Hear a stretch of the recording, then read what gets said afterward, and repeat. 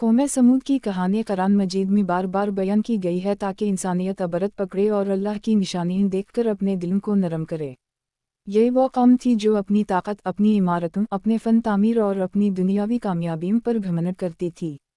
उनका ख्याल था कि पहाड़ों को काटकर जो शानदार घर वो बनाते हैं वो इन्हें हमेशा के लिए महफूज कर लेंगे। मगर अल्लाह ताला ने अपनी किताब में बारहा इंसान को समझाया कि असल पनाह सिर्फ उसी के पास है। कोई ताकत, कोई दीवार, कोई खिला और कोई मंसूबा इंसान को अल्लाह के फैसले से नहीं बचा सकता। कौम समूद का ताल्लुक़ हज़रत नूह वाह के बाद पैदा होने वाली नस्लों में से था।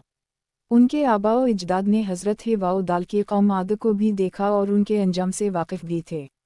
लेकिन तारीख़ का अजीब और बार बार दोहराने वाला सबक यह है कि इंसान माजी की गलतियों से नहीं सीखता, बल्कि वही रविश फिर इख्तियार करता है जिसने पहले कौमों को तबाह किया था।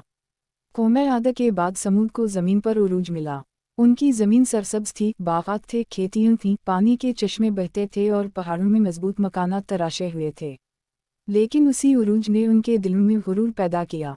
अल्लाह ताला ने उनकी हिदायत के लिए हज़रत स्वाद अलैहिस्सलाम को नबी बनाकर भेजा। हज़रत स्वाद अलैहिस्सलाम खुद इन्हीं की कौम में से थे। बचपन से जवानी तक वो अपनी दियानत, अक़ल और नेकी के लिए पहचाने जाते थे। लोग इनकी बातों पर एतमाद करते थे। लेकिन जब इन्होंने अल्लाह की तौहीद की दावत दी, बुतों को छोड़ने को कहा और आखिरत की याद दहानी कराई तो उनके कौम के सरदार और बड़े लोग उनके मुखालिफ हो गए।